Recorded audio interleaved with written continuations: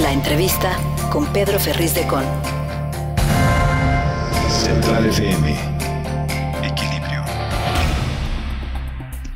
Yo quiero agradecer a Diego Díaz que esté conmigo esta mañana. Él es investigador del Instituto Mexicano para la Competitividad, el INCO. Y Diego, te saludo esta mañana. ¿Cómo estás? Buenos días.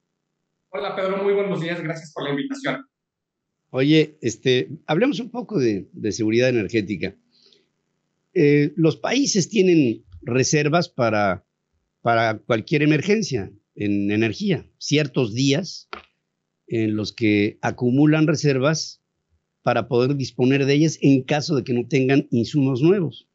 En el caso de las reservas energéticas que tiene México en función del uso del gas a nivel masivo, ¿de cuántos días estamos hablando de reserva energética para el país en su conjunto? Mira, México tiene en este momento una capacidad instalada para almacenar hasta 2.4 días de inventarios de gas natural. Para dimensionarlo un poco mejor, podemos comparar los países de Europa, sobre todo Alemania, por ejemplo, tiene 89 días de almacenamiento, Francia tiene casi 100 días, España 34. Entonces, estamos hablando de que, a diferencia de otros países, México tiene reservas, una capacidad de almacenamiento prácticamente nula, que lo que hace es comprometer al país y ponerlo en una situación de vulnerabilidad frente a contingencias de distinta naturaleza. Estas contingencias pueden deberse a factores climáticos, a desastres naturales, pero también a factores geopolíticos, que es lo que justamente estamos viendo que está sucediendo hoy en día en Europa ante la amenaza de que Rusia corte el suministro de gas natural a las economías europeas. En el caso de México, por razones distintas, existe también una vulnerabilidad en materia de seguridad energética, puesto que tenemos una capacidad de almacenamiento limitada, pero también tenemos una dependencia muy elevada hacia importaciones de gas natural provenientes de Estados Unidos. Estamos hablando de que 3/4 partes del gas natural que consumimos provienen de Estados Unidos a través de puntos de internación que se ubican a lo largo de la frontera norte y particularmente en la frontera con el estado de Texas, que es uno de los principales mercados y productores de gas natural, y que pues lo vimos, por ejemplo, en febrero de 2021, cuando hubo una helada extraordinaria en nuestro vecino del norte, y esto limitó el suministro y generó apagones en estados de la frontera norte de nuestro país, debido a que se dejó de ingresar gas natural, que se utiliza principalmente en la industria eléctrica para generar precisamente electricidad. Entonces, sin lugar a dudas, México en este momento tiene una vulnerabilidad, existe un riesgo latente, no se ha materializado más allá de ciertas disrupciones ocasionales, pero hay esta vulnerabilidad, esta falta de seguridad energética para un combustible tan importante como lo es el gas natural. Sí, ahora pues nosotros tenemos frente a las costas de Tamaulipas, por decirte un lugar, ¿no? Tenemos la cuenca de Burgos, que es un entorno energético de potencial gas, que en algún momento se trató de explotar buscando petróleo, se encontró gas, se dejó, se abandonó.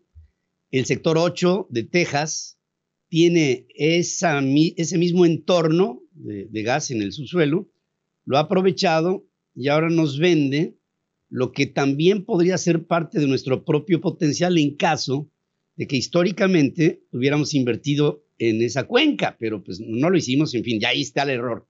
Ahora, ¿qué tendríamos que hacer para subsanar? Entiendo que es una pregunta muy amplia, ¿no? ¿Qué tendríamos que hacer para subsanar esta carencia? Y si la inversión, me imagino que el INCO habrá hecho un análisis que se requiere para poder tener una mayor capacidad, hombre, que estar cerca siquiera de España, que pues, sería una pretensión de un mes, ¿no? Por ejemplo, de tener almacenamientos emergentes. A lo mejor tendría que ser una inversión público-privada. No pienso que Pemex tenga la capacidad para hacerlo solo. De hecho, no creo que tenga la capacidad para hacerlo, punto. Pero, en fin, ¿cuál es tu punto de vista al respecto? Okay, sin lugar a dudas, tenemos que partir de la premisa de que Pemex no puede hacer todo y hay que apoyarnos en la medida de lo posible en el sector privado. De hecho, en 2018 la Secretaría de Energía publicó una política de almacenamiento precisamente con miras a permitir que el sector privado pudiera participar y pudiera crear esta capacidad de almacenamiento que tanta falta nos hace. Sin embargo, esa política no ha avanzado.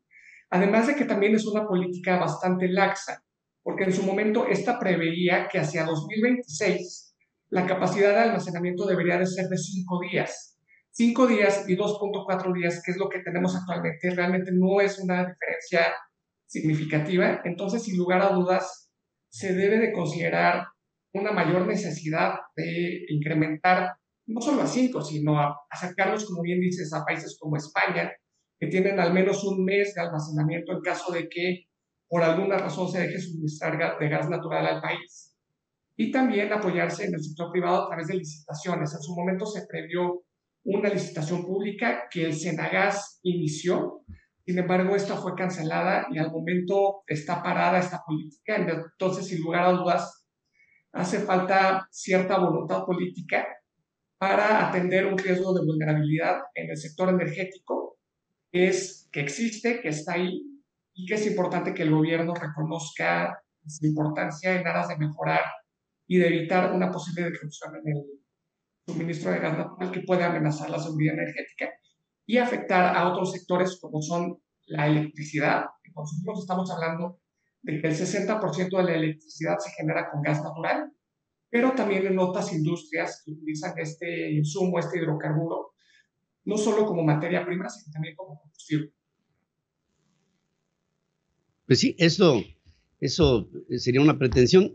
Y ya para hablar, digamos, en términos de inversión, pues serían inversiones muy importantes que tendrían que ser analizadas en función de la relación beneficio, costo y tiempo, porque digamos que si bien es cierto que habrá algunos energéticos que empezarán paulatinamente a pasar a la historia, pensamos, no sé si coincidas conmigo, que no sería lo mismo el caso de un diésel o de una gasolina de bajo octanaje a la utilización de BTUs en gas como formas que todavía en términos planetarios podrían ser utilizadas por más tiempo. Sin lugar a dudas, eventualmente terminaremos moviéndonos hacia una energía con cero emisiones, pero en tanto llegamos a ese nivel, a ese punto, el gas natural es un combustible de transición que nos permite movernos, como bien comentas, de combustibles más contaminantes como el combustóleo, el diésel, el carbón, hacia energías renovables. Y justamente el gas natural es ese combustible que nos permite transitar entre este tipo de combustibles, justamente porque dentro de la gama de combustibles fósiles que existen, el gas natural es el que emite la menor cantidad de gases de efecto invernadero. Estamos hablando de que el gas natural emite 44% menos emisiones de dióxido de carbono que el carbón. En ese sentido, sigue siendo importante en este momento utilizar este combustible fósil, quizás sustituir combustóleo, carbón por gas natural y eventualmente movernos hacia energía eólica solar. Pero mientras tanto, sigue siendo importante este combustible. Yo, Diego, te busqué porque sé que el INCO tiene estudios muy profundos sobre esta temática de no solamente la necesidad energética del planeta presente, sino la evolución hacia el futuro. Ustedes fueron los que me dieron a mí la métrica de lo que sería Dos Bocas hace ya algunos años, con sus corridas financieras. Y desde entonces, gracias a su trabajo, al del INCO, me formó un criterio para al mismo tiempo también tratar de proponer ese criterio a nuestro público, sabiendo ventajas y desventajas de muchos de los proyectos de corto, de mediano y de largo plazo que se tienen que seguir como pauta en nuestro querido país. Y por lo mismo, te vuelvo a agradecer tu trabajo y el trabajo del INCO en su totalidad, porque nos dan una pauta, una guía y una brújula de lo que a veces pues es muy complejo tratar de llegar a conclusiones propias. ¿Sí? Y por eso, gracias por estar aquí conmigo nuevamente esta mañana. Diego Díaz, investigador del INCO, gracias y que tengas una buena mañana. Al contrario, gracias a ti, Pedro, por dar difusión a nuestros estudios. Muchas gracias. Gracias por hacerlos. Y gracias por hacer estos estudios. Lo que tenemos por hacer es planear y no estas locas ocurrencias que nos llevan a despilfarrar dinero a diestra y siniestra como si el dinero no fuera dinero y sobre todo como si el dinero no costara trabajo el ganarlo. Pero hay gente que no le ha costado trabajo ganarlo y por lo mismo lo dilapida como si fueran frijoles. Sigue escuchando a Pedro Ferriz de Con. Central FM.